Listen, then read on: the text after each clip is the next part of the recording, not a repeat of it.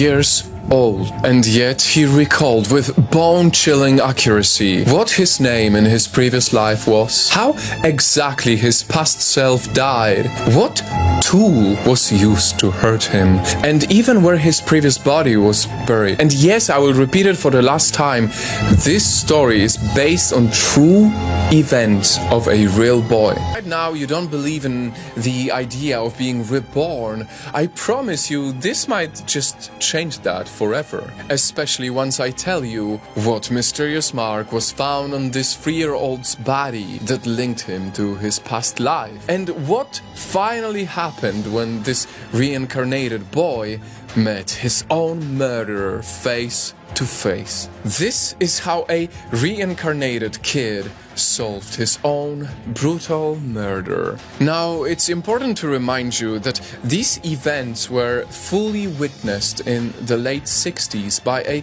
prominent physician named Dr. Eli Lash. However, likely because of the boy's age and circumstances, Dr. Eli didn't disclose his real name or his family's. So for the entirety of this case, we will call him Levi. Levi, right from his birth, already surprised his parents with something very unusual. He had a big red birthmark on his forehead. See, Levi's family lived in Syria's Golan Heights region, where many people practice an ethnic religion called Druzism. And in their beliefs, birthmarks are believed to be sign of a past life death. Still, nothing could have prepared Levi's family when at the age of 3 he started confirming his culture's prophecy. This innocent boy, whose brain hasn't even fully developed, suddenly recalling an incident so grim, it's as if he suffered it himself.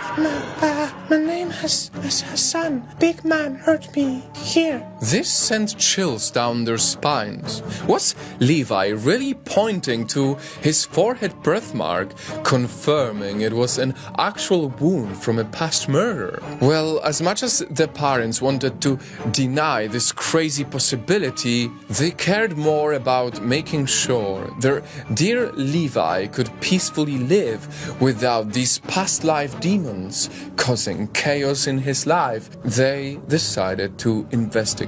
Together with his relatives and the elders of their neighborhood, they visited nearby places with him, village after village, making Levi confirm if this was indeed his previous home or not. Mind you, this is already where Dr. Eli was invited to validate Levi's stories, as the only non-Druze in that place. Now, back to the story.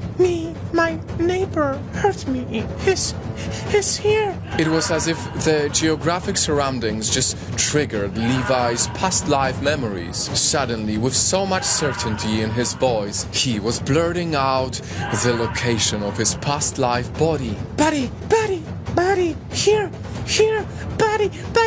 The murder weapon. Axe, big axe. And when he mentioned his past life's name, scary neighbor killed Hassan. Wait, did you just say Hassan? From this village? Yeah, he's been missing since 4 years ago. 4 years ago. Exactly the same amount of time Levi's past life murder would have happened. And soon after, something even more unbelievable. Ahmed! Yes. How did you know my name? It's you! My neighbor! You fight me with axe! Here! You kill me! And listen, for any normal person being accused of murder, there would only be one valid reaction, right? To be outraged, to deny, to get angry and defensive. But this man, no. Dr. Eli witnessed it himself. His face turned white. He was terrified. How? No, how? At this point, it was impossible to ignore this crime anymore. So, they dragged the accused murderer into the fields, into the very spot where Levi believed Ahmed buried poor Hassan. Dig. And there it was, under a pile of stones, a skeleton with farmer's clothes, and on its skull, a linear split, similar to an axe wound, way too similar to Levi's forehead birthmark. And with this overwhelming evidence now staring at him, the accused murderer was left with no choice but to confess. I didn't mean it. Hassan, forgive me. Now, I wish I could tell you what actually happened to Ahmed after that. I mean, it was reported that Dr. Eli had also asked the villagers about it, and they said they would not turn him over to the police, but instead impose a different punishment. It leaves me with a question. Having said all of this, do you think stories like this are believable? It's a real story. And it makes you wonder, are we truly living only one life? Or perhaps we get reincarnated into the next one? I guess we will only know if our souls could find new life once our own decaying bodies meet their end.